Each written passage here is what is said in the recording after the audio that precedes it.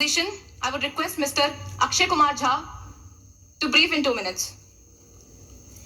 Thank you speaker ma'am.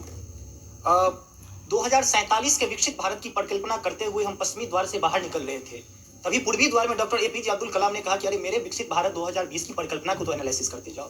माननीय महोदय, मैं कहना चाहूंगा कि 2047 में विकसित भारत बाद में बना लीजिएगा, पहले एपीजे अब्दुल कलाम के सपनों का 2020 का भारत कहाँ गया उसको तो एक बार एनालिसिस कर लीजिए। और मैं मानता हूं कि उसके एनालिसिस के पश्चात जो आपके पास रिजल्ट आएगा, जो परिणाम आएगा, वो 2047 के विकसित भारत की परिकल्पना को पूर्ण करने में कहीं ना कहीं बेहतर साबित होगा। मैं उस क्षेत्र से आता हूं जो बिहार को दो भाग में बांटती है, एक नॉर्थ बिहार, एक साउथ बिहार। हमारा मिथिला का रीजन 6 महीने बाढ़ के पानी से ग्रसित रहता है। जब मैं राज्य सरकार से पूछता हूं तो कहती है कि विदेश का मामला है भैया, नेपाल पानी छोड़ देता है, मैं क्या करूं, उधर से चाइना डैम बना देता है। अब तो राज्य में भी सरकार आपकी है, केंद्र में भी आपकी है, तो प्रभु कृपया कुछ तो मदद कीजिए।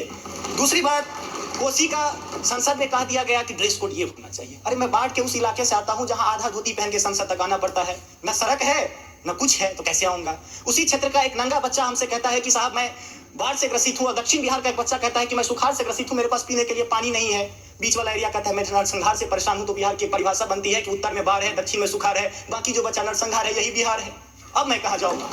तीसरी बात मैं आता हूँ कि आपने तो राम जी को अयोध्या में लाकर स्थापित कर दिया, जरा उनके ससुराल मिथिला पर भी ध्यान दीजिए। माँ सीता कब कब अग्नि परीक्षा देंगे, उनके पुत्र हम कब कब अग्नि परीक्षा देते रहेंगे, हम पर भी तो थोड़ा ध्यान दीजिए प्रभु।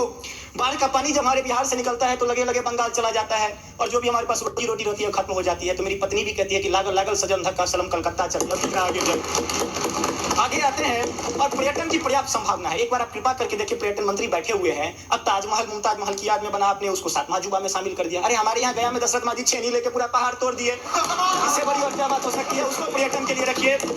और ये जो भूखमरी, बेरोजगारी, अशिक्षित राज्य की जो हम पर जो पीठ पर धो रहे हैं, वो हमको इसी तरह की कविता याद दिलाती है कि तू सिंह मारती गैसी, मैं कोने में दुख का बैल प्रिय, मैं पीपल सा सीधा साधा, तुम उस पे लटकी चुड़ैल प्रिय। तो ये अशिक्षा, बेरोजगारी हम पर चुड़ैल की तरह लटकी है। तो there is politics behind every politics. स्नातकोत्तर राजनीति विज्ञान में पढ़ाई होती है, उसको छोड़ के जरा राज्य और केंद्र में आप सामंजस्य स्थापित करके कीजिएगा प्रभु। बहुत बहुत धन्यवाद।